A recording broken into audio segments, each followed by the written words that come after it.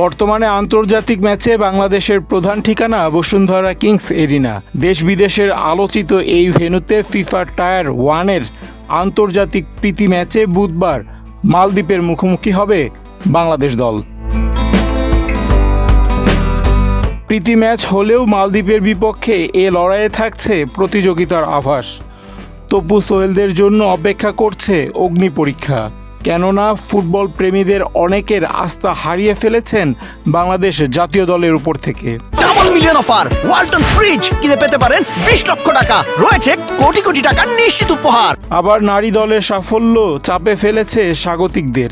সেই চাপ স্বীকার করে নেন জামাল ভুঁইয়ার পরিবর্তে দলকে নেতৃত্ব দেওয়া তপু বর্মন।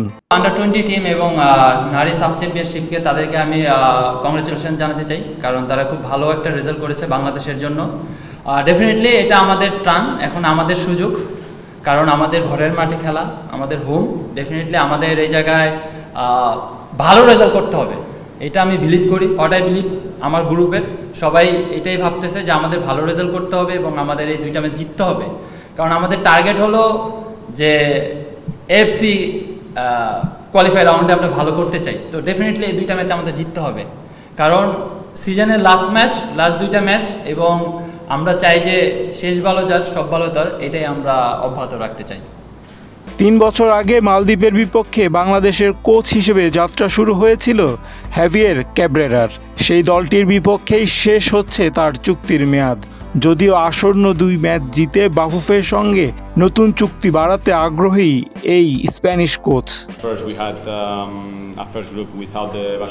সত্যি বলতে আমাদের প্রস্তুতি ভালো হয়েছে। আমরা শুরুতে কয়েকজন নিয়ে অনুশীলন শুরু করেছিলাম, পরে বসুন্ধরা কিংসের খেলোয়াড়রা যোগ দিয়েছিল। এরপর আমরা ফর্টিসের বিপক্ষে প্রস্তুতি ম্যাচ খেলেছি, যেটা ছিল ইতিবাচক ব্যাপার। আমি চাই ছেলেরা সমর্থকদের জন্য খেলুক, দায়িত্ব নিয়ে খেলুক এবং ম্যাচ বাই ম্যাচ ভালো পারফরমেন্স করুক। গত সেপ্টেম্বরে ফিফা উইন্ডোতে ভুটানের বিপক্ষে সবশেষ ম্যাচ খেলেছিল বাংলাদেশ। প্রত্যাশা মাফিক ফল পায়নি লাল সবুজের প্রতিনিধিরা। সবশেষ 8 ম্যাচে গোল পেয়েছে মাত্র 1টি। ঘরের মাঠে গোল খরা কাটিয়ে 2 ম্যাচই জিততে চান তপু। এই জায়গায় আমার কাছে মনে হয় যে আমরা আমাদের প্লেয়ারদের কি করণীয় এবং কি কাজটা, সেটা আমাদের কালকে মাঠে প্রমাণ করতে হবে। কারণ আমরা যেই প্র্যাকটিস এবং টেকনিক নিয়ে কাজ করেছি এই ম্যাচের জন্য, তো আমাদের এটা কালকে অ্যাপ্লাই করতে হবে। কারণ আমি আমার টিমের সবার প্রতি অনেক বিশ্বাস আছি এবং বিশ্বাস রাখছি, কারণ আমরা 2টা ম্যাচ খেলেছি। এই 2টা ম্যাচ খেলার আগে ফর্টিসের সাথে, সেটা কোচ অলরেডি মেনশন করেছে। সেখানে আমাদের আসলে উইনিংটা ইম্পর্টেন্ট ছিল না, আমরা সেখানে কি করেছি, ভালো কি করেছি, খারাপ কি করেছি, কোচ সেটা নিয়ে আমাদের সাথে কাজ করেছে এবং আমাদের সাথে ডিসকাস করেছে।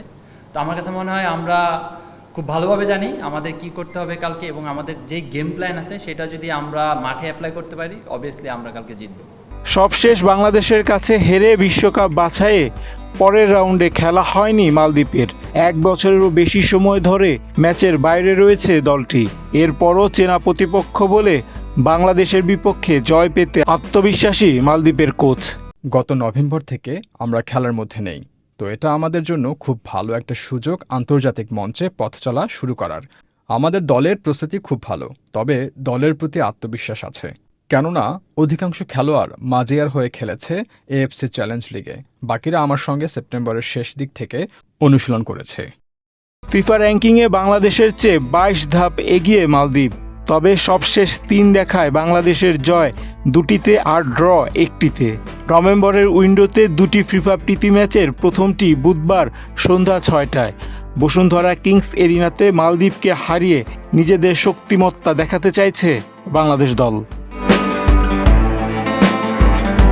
রায়হান রাসেল, বাংলাদেশ প্রতিদিন।